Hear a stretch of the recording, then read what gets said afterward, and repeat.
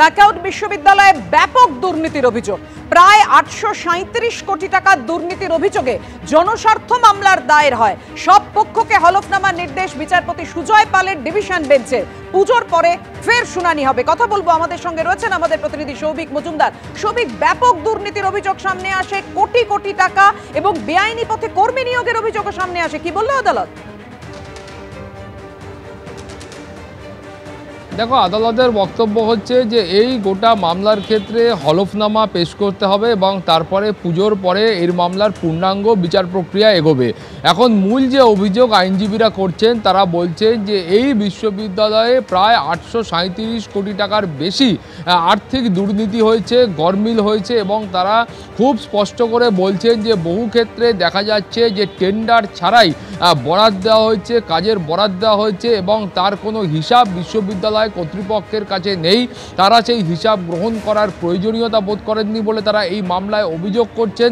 তারা বলছেন যে বহু ক্ষেত্রে দেখা যাচ্ছে যে কোনো ভুয়ো সংস্থাকে কাজের বরাদ দেওয়া হয়েছে এবং সেখানে সেই অর্থ বরাদ্দ করে অর্থ দিয়ে পর্যন্ত দেওয়া হয়েছে, কিন্তু সেই কাজ সম্পূর্ণ হয়েছে বলে কারো কাছে কোনো খবর নেই।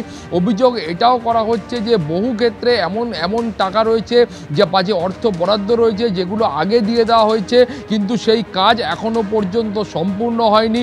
আরও অভিযোগ করা হয়েছে যে বহু বেআইনি নিয়োগ হয়েছে, অর্থাৎ একেবারে পদ্ধতি না মেনে, নিয়ম না মেনে বেশ কিছু জায়গায় নিয়োগ হয়েছে এবং বেশ কিছু উচ্চ পদে এমন ব্যক্তিদের বসানো হয়েছিল যেই ব্যক্তিদের নিয়োগ করা কার্যত ওই বিশ্ববিদ্যালয়ের পক্ষে অনুচিত ছিল, কিন্তু সেখানেও বেশ কয়েক কোটি টাকা কিন্তু বরাদ্দ করা হয়েছে। ফলে তারা সব মিলিয়ে অভিযোগ করছেন যে এর আগে যখন একটি আরটিআই ফাইল করা হয়, তার ভিত্তিতে সরকারের তরফ থেকে তারা খতিয়ে দেখেন এবং তারা অডিট করে দেখেন এবং সেই অডিটে তারা দেখেন যে এখানে বেশ কিছু দুর্নীতির প্রমাণ তারা পেয়েছেন।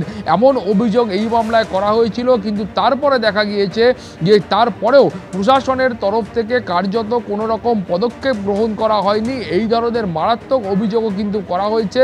ফলে সব মিলিয়ে এই যে 837 কোটি টাকার প্রায় দুর্নীতির অভিযোগ করা হয়েছে, তার বিচার প্রক্রিয়া আগামী যে পুজোর পর রয়েছে, পুজোর পর থেকে শুরু হবে এবং তারপরে পরবর্তী পর্যায়ে কলকাতা হাইকোর্ট যা প্রয়োজনীয় নির্দেশ রয়েছে সেটা দেবে। ধন্যবাদ তোমায়।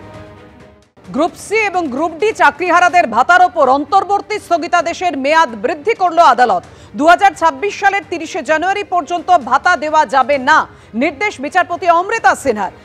আপনাদের মনে করিয়ে দিই, গ্রুপ সির জন্য 25,000 টাকা এবং গ্রুপ ডির জন্য 20,000 টাকা ভাতা নেওয়ার সিদ্ধান্ত নেয় রাজ্য। কথা বলবো, আমাদের সঙ্গে রয়েছেন আমাদের প্রতিনিধি সৌভিক মজুমদার। সৌভিক, এই মামলাতেই মাননীয় বিচারপতি অমৃতা সিনহা এর আগে প্রশ্ন তুলেছিলেন যে কিসের ভিত্তিতেই ভাতা দেওয়া হচ্ছে, তারা কি ঘরে বসে বসেই ভাতা পাবেন? আজ কি বললেন মাননীয় বিচারপতি? দেখো, আজকে শুধুমাত্র এই যে অন্তর্বর্তী স্থগিতাদেশ ছিল, সেই অন্তর্বর্তী স্থগিতাদেশের মেয়াদ বাড়ানো হয়েছে আগামী 2026 সালের 30 জানুয়ারি পর্যন্ত। এই যে ভাতা দেওয়ার সিদ্ধান্ত রাজ্য সরকার গ্রহণ করেছিল, সেই সিদ্ধান্তের ওপর অন্তর্বর্তী স্থগিতাদেশ বহাল থাকবে। অর্থাৎ আগামী বছরের 30 জানুয়ারি পর্যন্ত কোনো রকম ভাতা দেওয়া চলবে না। তুমি জানো যে গ্রুপ সি এবং গ্রুপ ডিতে যারা চাকরি হারিয়েছেন, তাদের জন্য সরকারের তরফ থেকে ঘোষণা করা হয় যে যারা গ্রুপ সিতে কর্মরত ছিলেন তাদেরকে 25,000 টাকা ভাতা দেওয়া হবে এবং তারপরে যারা গ্রুপ ডিতে চাকরি করতেন তাদের জন্য 20,000 টাকা ভাতা দেওয়া হবে।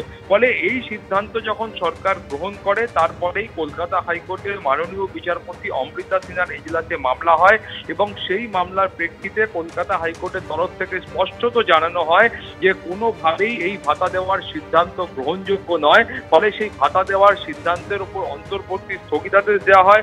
মাননীয় বিচারপতি অমৃতা সিনহা সেই সময় প্রশ্ন করেছিলেন যে এই যে ব্যক্তিরা যাদেরকে ভাতা দেওয়ার সিদ্ধান্ত গ্রহণ করা হচ্ছে, এদেরকে ভাতা দেওয়ার সিদ্ধান্ত কেন গ্রহণ করা হলো এবং এই যে 20,000 টাকা এবং 25,000 টাকার যে অঙ্ক নির্ধারণ করা হয়েছে, সেই অঙ্কটাই বা কিসের ভিত্তিতে নির্ধারণ করা হলো এবং এই যে কিছু ব্যক্তিকে যারা চাকরি হারিয়েছেন এবং যাদের আবেদনে সুপ্রিম কোর্ট পর্যন্ত সাড়া দেয়নি, সেই ব্যক্তিদের কেন ঘরে বসিয়ে টাকা দেওয়া হবে এবং তাদের বিনিময়ে সরকার কি পাবে, এই ধরনের একাধিক প্রশ্ন মাননীয় বিচারপতি অমৃতা সিনহা করেছিলেন এবং যেই প্রশ্নের পরিপ্রেক্ষিতে আমরা দেখতে পেয়েছিলাম যে সরকারের তরফে বক্তব্য ছিল যে এই ধরনের বিশেষ অনুদানের বন্দোবস্ত সরকারের বাজেটে আছে এবং সরকার এর আগেও দুর্গাপুজো থেকে শুরু করে একাধিক ক্ষেত্রে এই অনুদান প্রদান করেছে বলে সরকারি আইনজীবীরা সওয়াল করেন। ফলে সব মিলিয়ে এই ধরনের সওয়াল সরকারের তরফ থেকে করা হলেও সেটা কিন্তু মাননীয় বিচারপতি অমৃতা সিনহা গ্রহণ করেননি। তিনি একটা অন্তর্বর্তী স্থগিতাদেশ জারি করে বলেছিলেন যে এই সিদ্ধান্তকে কার্যকর করা চলবে না, বলবৎ করা চলবে না। অর্থাৎ গ্রুপ সি এবং গ্রুপ ডির যারা চাকরিহারা রয়েছেন তারা কোনো রকম ভাতা পাবেন না। এরপরে আমরা দেখতে পেলাম যে এই যে গোটা ঘটনার ক্ষেত্রে যে অন্তর্বর্তী স্থগিতাদেশটা দেওয়া হয়েছিল তার মেয়াদ কিন্তু শেষ হয়ে আসছিল। ফলে আজকে আবার এই মামলার যখন বিচার প্রক্রিয়া শুরু হয় সেই সময় শুধুমাত্র এই অন্তর্বর্তী স্থগিতাদেশের মেয়াদ বাড়িয়ে আগামী বছর পর্যন্ত করা হয়েছে। তোমার মনে থাকবে যে নতুন যে নিয়োগ প্রক্রিয়া রয়েছে সেই নিয়োগ প্রক্রিয়া শেষ করার জন্য মাননীয় বিচারপতিরা অর্থাৎ সুপ্রিম কোর্টের বিচারপতিরা তারা এবছরের 31শে ডিসেম্বর পর্যন্ত সময় বেঁধে দিয়েছেন। অর্থাৎ এই সময়ের মধ্যে গোটা নিয়োগ প্রক্রিয়া শেষ করতে হবে। আইনজীবীদের বক্তব্য হলো সম্ভবত সেই কারণেই এই গোটা যে অন্তর্বর্তী নির্দেশের মেয়াদটা সেটা কিন্তু জানুয়ারি মাসের 30 তারিখ পর্যন্ত বাড়ানো হয়েছে। ভাবিয়া, ধন্যবাদ তোমায়।